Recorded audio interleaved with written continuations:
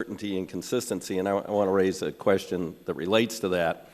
Number of states have varying regulations on the books for environment public health. Wyoming requires pre-fracking disclosure of all hydraulic fracturing chemicals. That would allow both the operator to do a baseline in the area and prove they didn't cause a problem if it happens, because people know what chemicals they used, and also gives the state and or affected individuals an opportunity to track. Colorado, West Virginia require a notice of fracking to adjacent landowners. I don't know whether Ohio does, whether you get those whole 13 days to issuance of permit to respond. In the state of Texas, there are rules for intermediate and production casing cementing. Now, think Macondo. Seems like a pretty important thing, especially if you're going through a water table, which might even be interstate, to get to the gas deposits. It seems kind of a no-brainer. You want to test that, but a lot of other states don't require that. New Mexico, there are tight restrictions on wastewater pits. Think hurricanes on the East Coast. Think about other severe weather events in the Midwest. Earthquakes, whether they're induced or not, might be a pretty good idea to have some regulation that's on wastewater pits. And then my colleague from California raised the idea of fugitive methane, something which can be prevented and controlled, and whether we measure it in cow equivalents or percentage, it's something we could deal with. So my question would be, and I'll start with Mr. Powell, is it, we hear a lot about, certainty and consistency, and how do fracking rules and regulations that vary from state to state provide that kind of certainty and consistency, both to the industry and to the potentially affected public? Yeah, I think that's a very good point. The fracking rules in this country are all over the board. There are some states that still have moratoriums on it.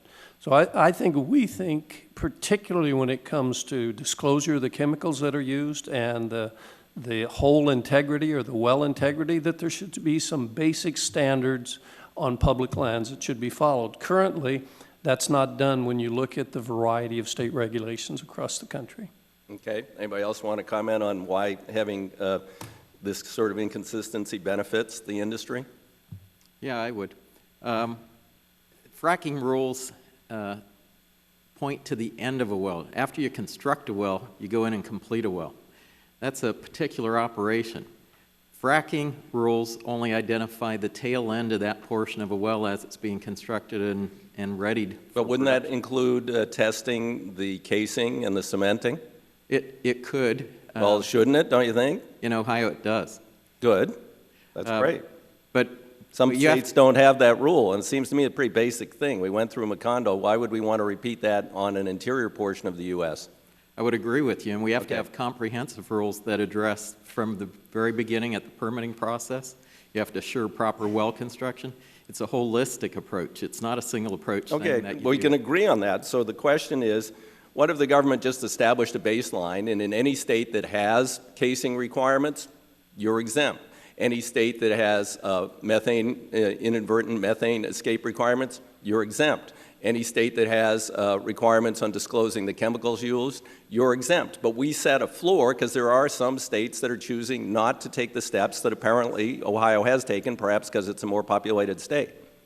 As long as the standards are good, we received a survey from US EPA recently for fugitive gas.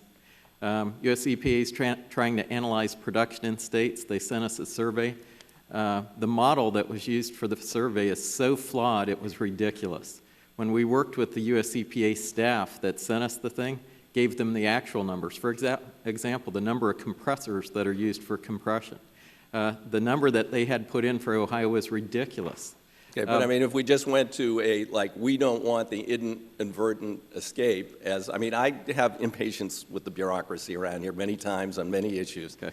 And, but I mean, if we kind of can get to if we could get to a common sense rule that deals with these problems that was a floor, and states that are already have something higher or equivalent or exempt, that wouldn't impede the industry, right? I think we should get to common sense. I said in my testimony that I think the federal and state governments need to work together. We should be sharing information. We do need to work together. Okay, thank you. Anybody else quickly? 13 seconds? Nope. Okay.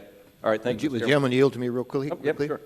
I don't know if you were here when I had my questions, but in Commissioner Patterson's testimony, he said that there are MOUs on other regulations. And I posited the question, why couldn't there be an MOU on fracking? And I don't want to put words in Commissioner Patterson's mouth, but I think he responded by saying because it may be more politically hot than otherwise. But the point is there's no reason why you couldn't have that collaboration, because you have collaboration right now with MOUs. The big question is a political hot topic, and I know way over time here. Thank the gentleman. Chair recognizes the gentleman from Colorado, Mr. Tipton. Thank you, Mr. Chairman. Thank you, panel, for being here today.